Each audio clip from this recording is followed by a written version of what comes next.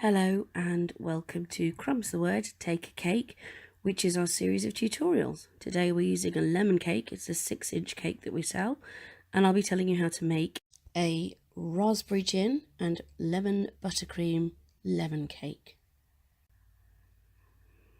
The first thing you need to do is to split the cake into 3.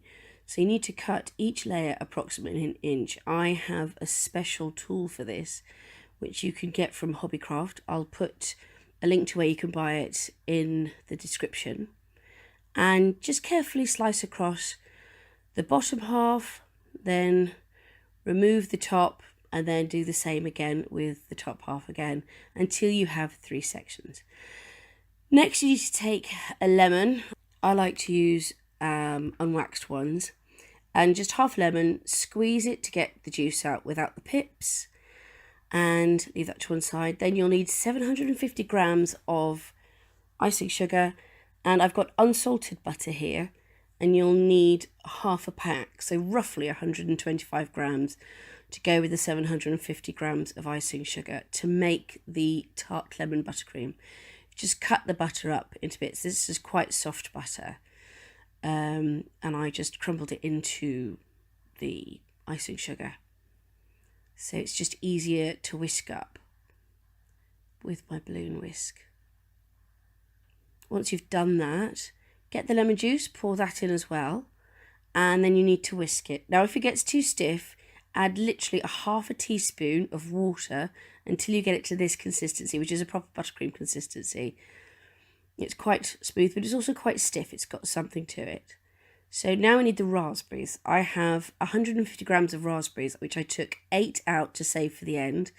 And the rest, I'm going to sieve through a tea strainer because they're not very many. If you have more or you prefer to do it in a sieve, that's absolutely fine. Just with the back of a spoon, just crush the raspberries through the tea strainer so you get all the fresh raspberry juice out and leave the pips behind. As you can see, it's coming out here really nicely. I'm going to speed this bit up a bit because it'll just take forever for you watching me do it. But do it with both sets and just scrape it off the bottom when you're finished. Remove the seeds and then start again with the next lot, as you can see me doing here. Just push them through until you get that wonderful raspberry thick juice. Now I'm using Edinburgh Gin's distillery's raspberry liqueur, which is basically a raspberry gin. I prefer it because it tastes like proper fresh raspberries in there. I'm using 2 tablespoons. You can use a little bit more if you want it boozier.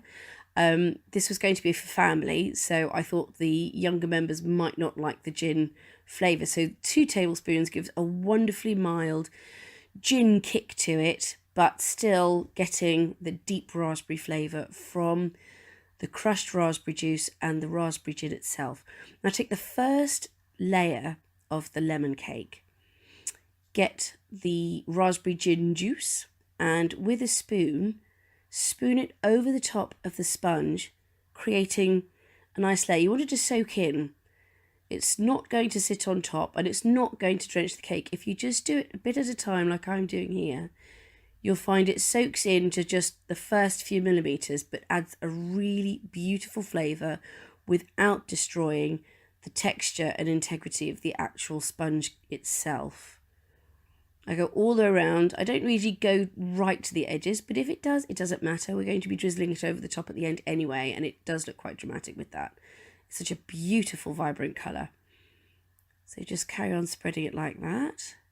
And then when you're finished, just put it to one side. Now, I haven't got this in shot, unfortunately, but what I'm doing is filling a piping bag with a nozzle, which I believe is a Wilton 2D nozzle. You can use whichever one you prefer, but I like the way that this gives quite wavy patterns when you pipe it. So get the cake back and just pipe individual little flowery piping here just to stick on there, and then you do the whole layer just like that. It makes life so much easier, it makes it a little prettier, it gives it a little bit of height as well. And that's the whole of that layer done. Then you put the next layer on top and follow the exact same things with the raspberry juice and gin. carefully putting it all over the top so it soaks in beautifully. Just making sure that it covers the base. Now, as I said, this is for a 6-inch cake. For an 8-inch cake, I would suggest you add 50% extra of everything. But for a 6-inch cake, this is absolutely the perfect amount. Then after you've done the raspberry, pipe the little flowers again all the way around until you've completely covered it.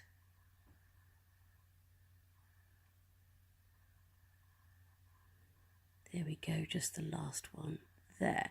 Then put the top on, make sure it's nice and centered, sitting perfectly on top.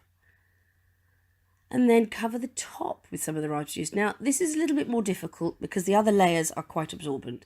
But this one, it will drop over the edges, but it's supposed to. It makes really quite a lovely dramatic effect as that dark, vibrant red falls down the side of the cake. We're just going to basically cover it so it actually creates quite a nice sticky top to the cake, but we will be covering it with icing sugar later, so it will thicken up. And the sugar will crust over again, so it won't remain too sticky. I've got here some icing sugar in a sieve, and if you just see, just sprinkle it all over. I'll just speed it up here so you don't have to watch me do this. And it just creates a lovely contrast. Now, on top of that, we pipe 8 flowers opposite each other. So as you can see, the first 2 are opposite. Then I'll do the third one. And the 4th opposite that. And since we're doing 8, it's just easier to get them equal. Be careful if you've got a little bit of icing sugar, they may not stick as well, so you might have to just use your finger to tease it onto the cake there. Once you've done that, get the 8 raspberries you saved from earlier and just place them on top of each of the piped lemon buttercream rather, so they sit like little jewels in a crown. Don't worry about getting icing sugar on them because we're going to dust them with icing sugar as well at the end, just to create a lovely contrast. They're such deep red that the white icing sugar against it creates quite an effect. This is the finished cake. As you can see, the juices that have run down have created a lovely lined effect. And it's a really simple cake, very effective, really easy to do. As you can see from this slice, it's quite dramatic when it's cut, for just hardly any effort at all. I do hope you enjoyed this tutorial and thank you for watching.